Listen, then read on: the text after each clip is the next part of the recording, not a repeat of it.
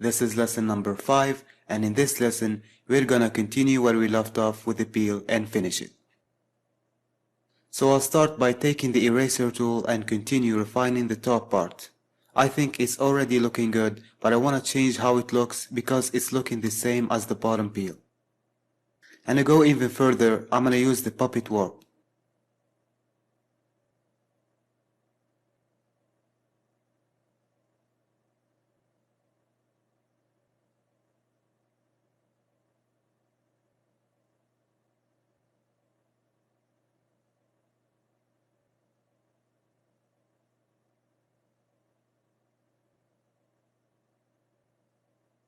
I'm focusing on this part and I want a nice curvature because I'm going to add another piece at the end of it.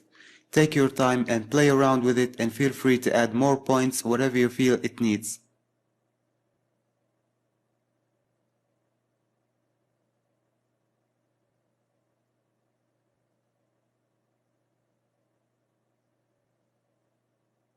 The next thing I want to do is adding an edge to this part of the peel just like how we did with the base. So with the lasso tool I copy this part, Ctrl J, rotate it,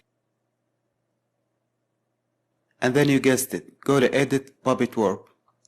Hopefully now you are more comfortable with the Puppet Warp, for those who are using it for the first time of course, but for those who are familiar with it, it should be pretty straightforward.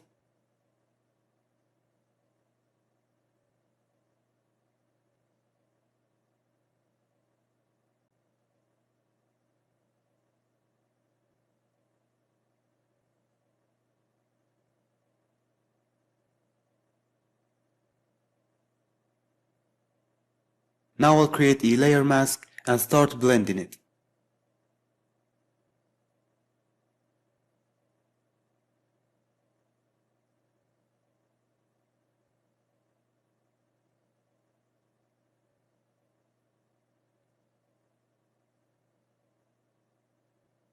Then I'll scale it down and try to align it.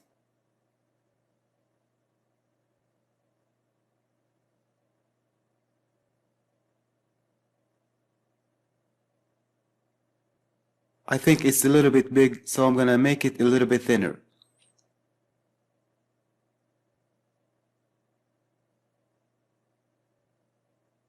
And then I'll hit Ctrl T, right click, warp, and nudge it in place. Alright, now I'm gonna continue extending this part using the same techniques we have been using before.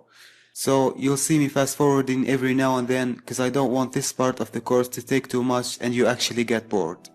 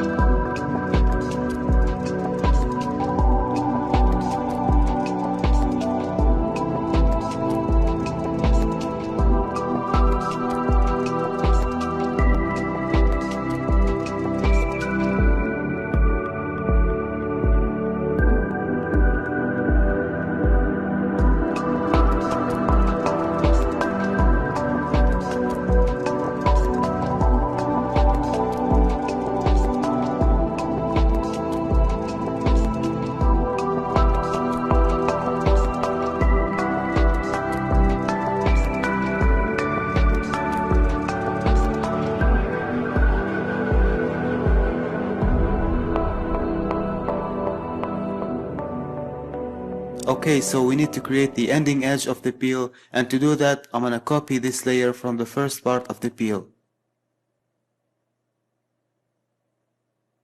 Bring it to the top.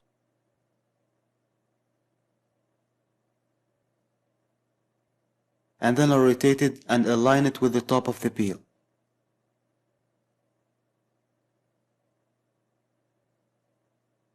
I'm gonna actually select all layers and scale the peel down so I can have some space to work with.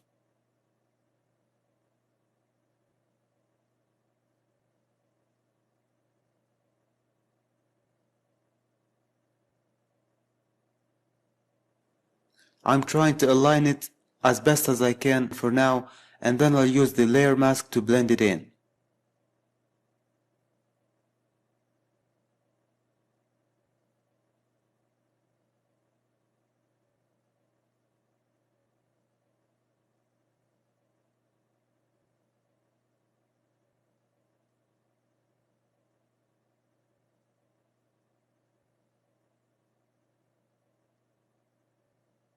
Okay, I'm trying to find the layer of the bottom peel. Here it is.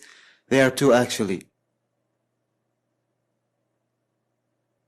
I'm gonna merge them together so I can use the puppet warp to align it with this one.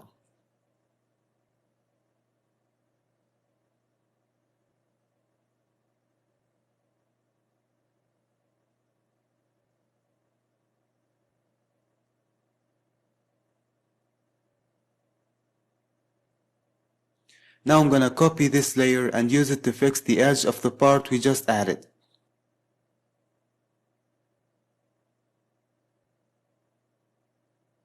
I'll scale it into position and use the puppet warp again.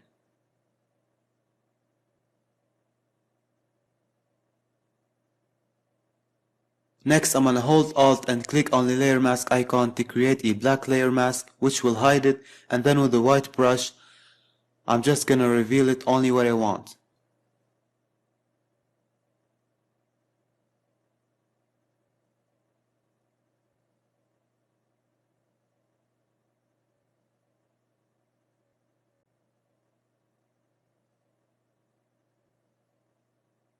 Okay, so now to make this edge looking realistic, I'm gonna take the pen tool and make a curved selection right at the edge.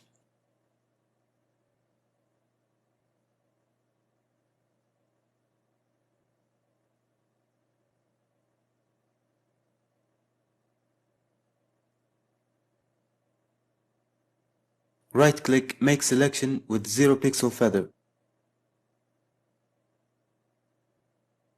Then I'm going to invert the selection, and that will allow me to paint outside the path we just created. I'm gonna click Ctrl H to hide the selection and then erase this edge.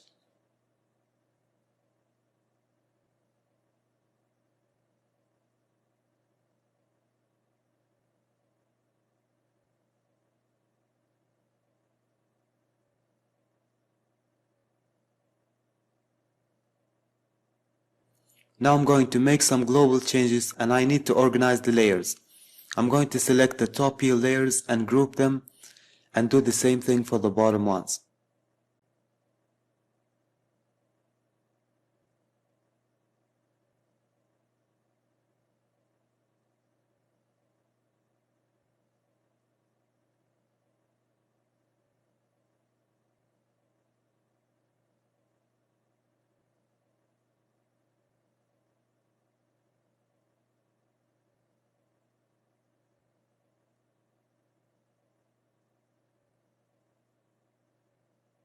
Okay, now I'm going to align the two peels together and use the puppet warp again to warp the top peel down because it's a little bit tall.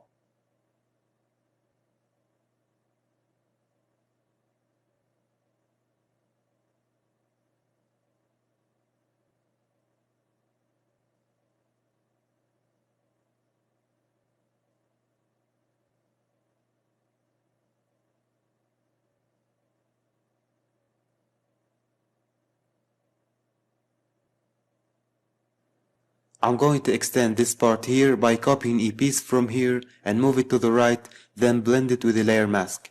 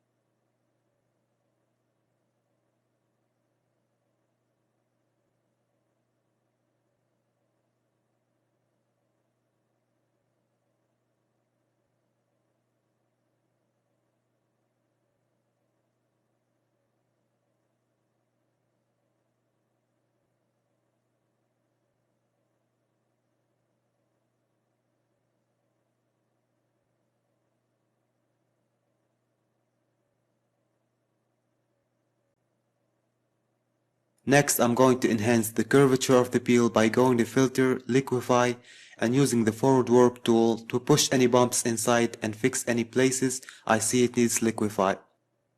Really, you have to use your eyes in this step to decide. Make sure you are using a low pressure to make small changes and build up.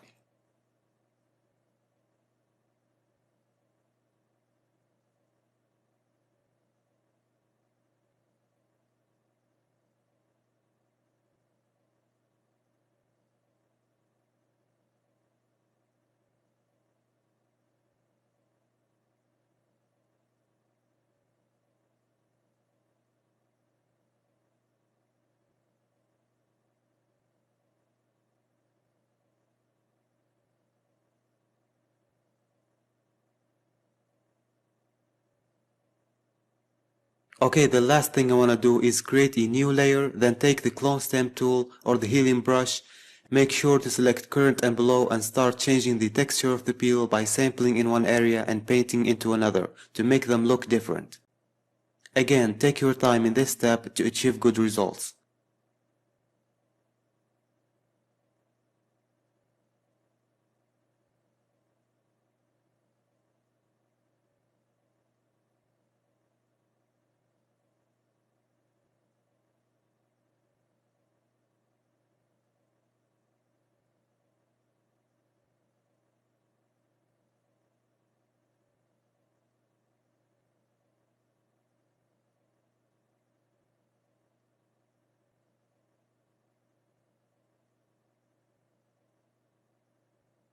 Alright, now the peel is completed. The next step is to import the bottle and make it look like it's inside the peel, and we will be doing that in the next video.